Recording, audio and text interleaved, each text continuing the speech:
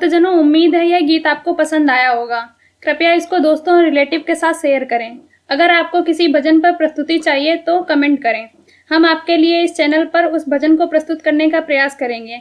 अगर आपने हमारे YouTube चैनल को सब्सक्राइब नहीं किया है तो तुरंत सब्सक्राइब करें और बेल आइकन दबाना बिल्कुल ना भूलें। धन्यवाद।